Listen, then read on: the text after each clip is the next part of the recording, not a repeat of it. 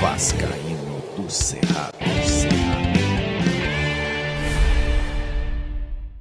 Fala galera vascaína, eu sou o Thiago Fontes, falo direto de Brasília, Distrito Federal, trazendo mais um vídeo para o canal. Vamos bater um papo, trocar uma ideia, atualizações sobre tudo tá pegando no Vasco. Antes eu pedir uma moral, deixa o joinha, deixa o like, se inscreve no canal, comenta, compartilha, deixa o hype, tudo que você puder fazer para o canal ser impulsionado no YouTube. Agradeço a moral, agradeço a força da galera que vai aqui na descrição, tem produtos, e através do link da Netshoes, Mercado Livre, Shopee, fazem compras com o link do canal Vascaíno do Cerrado. Você entrou lá, o que você comprar em 24 horas conta como venda do canal. Me ajuda a bater a meta desse mês. Tá? Você vai fazer compra para casa, vai presentear alguém, sua esposa gosta de fazer compra numa dessas lojas, usa o link do canal, tá bom? Dá essa força aí. E é isso, vamos falar de Vasco. Bom, vou começar com julgamentos, né? Hoje julgaram o Abel Ferreira no Tribunal de Justiça Desportivo. Ele pegou 8 jogos de suspensão. Aí eu te pergunto, se é um técnico... Olha, eu não tô assim, passando pano para as babaquices que o Abel Ferreira fala sobre o Brasil, sobre o futebol no Brasil, não, tá? Mas se é um técnico do Flamengo, você acha que tinha pego 8 jogos de suspensão, tirou o cara de quase um turno do Campeonato Brasileiro? Você acha mesmo que tinha acontecido a mesma coisa?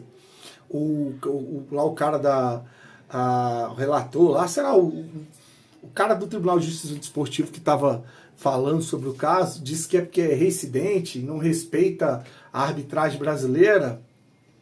Vocês estão de sacanagem, né? O Palmeiras pode recorrer da decisão.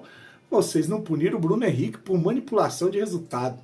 Que a polícia mostrou a conversa dele com o irmão, né, dando ali para uma quadrilha, de mão beijada, informação privilegiada para poder burlarem ou tentar fraudar uma casa, tentar não conseguir, porque foi bloqueado, né? Fraudar uma casa de aposta.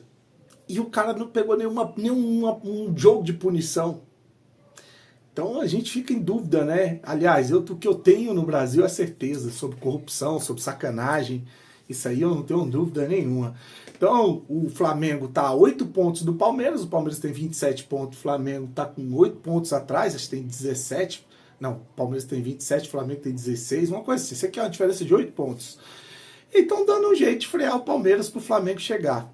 O que está acontecendo, é isso. E não me admira nada, daqui a pouco você vai ver em campo também essas coisas acontecerem para beneficiar o Flamengo, para que o Palmeiras não abra mais no campeonato. E foi julgado também o Pedrinho, lembra da confusão lá contra o Cruzeiro em Minas Gerais, que ele foi para cima do árbitro, reclamou, aí a polícia jogou spray de pimenta, o árbitro colocou na súmula que o Pedrinho falou que a tua soberba vai preceder a sua queda. Pois é, o Pedrinho foi julgado hoje por esse jogo, o Felipe e o gerente de futebol do Vasco, Glauber Rocha, foram julgados também pela mesma situação, conduta contrárias à disciplina ou ética desportiva, mas eles foram no jogo contra o Santos e ninguém foi punido, tá? Só advertência, só pegaram advertência. O Barros também teve aquele cartão vermelho contra o Cruzeiro julgado hoje, já tinha pego um jogo de gancho, então era só um jogo mesmo, não tinha que pegar mais, e tá liberado, inclusive viajou com o elenco para encarar o Remo no jogo de sábado no Campeonato Brasileiro. Tô gostando, eu nunca tinha visto o Vasco se preparar para um jogo simples de Campeonato Brasileiro da maneira que está se preparando. E a gente que ficava cobrando tem que priorizar o Campeonato Brasileiro, tem que somar primeiro os 45 pontos. A gente não pode mais um ano ficar sofrendo, brigando para não cair. Então a gente tem que elogiar. Além de ter poupado o time, não ter viajado, ficado treinando, focado no jogo contra o Remo, o Vasco antecipou a ida para o Pará. Foram hoje, quinta-feira. Vão treinar hoje lá no Pará e amanhã, para jogar no sábado contra o Remo. Então vão treinar no CT do Paysandu. Depois o Vasco pega o Paysandu na Copa do Brasil. Então sim, muito bom ver que estão priorizando de fato o Campeonato Brasileiro. Agora, significa dizer que largaram mão da Sul-Americana? A Sul-Americana é um lixo, não presta. Não é isso, cara. Eu acho que é só uma dosagem de carga podendo equilibrar, podendo poupar. A gente tinha até tudo para ganhar do fraquíssimo Barraca Central na estreia da Sul-Americana. O São Paulo foi o único que venceu. O Grêmio perdeu para um time que tem 7 anos de existência. O Santos perdeu para um time que não ganhava de um brasileiro há 49 anos. O Atlético Mineiro perdeu ontem para aquele Porto Cabedelo. E o Vasco empatou. Então, assim, eu não acredito que o Renato Gaúcho vai manter aquela estrutura, aquele time na Sul-Americana. A gente vai ter 2 jogos em casa, São Januário. Um que é o próximo contra o Audax Italiano. O Audax Italiano é outro time fraco. Perdeu em casa para o Olímpia do Paraguai por 2-0. Então a gente vai ter o Audax Italiano e o Olímpia em São Januário. São os 2 próximos jogos. O Vasco vai, lógico, com um time muito melhor. Acredito que com um time muito mais titular nesses jogos, mostrando que não é ali um menosprezo ou um desprezo à Copa Sul-Americana. É só uma dosagem de carga que na hora de ver o que é prioridade, priorizar o Campeonato Brasileiro. Então, continuo dizendo aqui, ó, palma para a atitude do Renato Gaúcho, da direção do Vasco, por ter tomado esse caminho. Significa dizer que, vou repetir para depois não vir os chato aqui me encher o saco se o Vasco perder pro Remo. E aí, adiantou alguma coisa? Significa dizer que isso vai garantir uma vitória do Vasco contra o Remo? Não, não vai. Mas no longo prazo, esse tipo de decisão faz você chegar com os jogadores mais inteiros para jogos importantes, como esse do Remo, como o próximo, que é o jogo que a gente vai ter em São Januário contra o Audax Italiano, como o jogo que a gente vai ter contra o próprio Paysandu na Copa do Brasil, como o jogo que a gente vai ter contra o São Paulo no Campeonato Brasileiro. Então, se você souber dosar o time, você vai ter jogadores mais... Até porque a gente não tem esse elenco, né?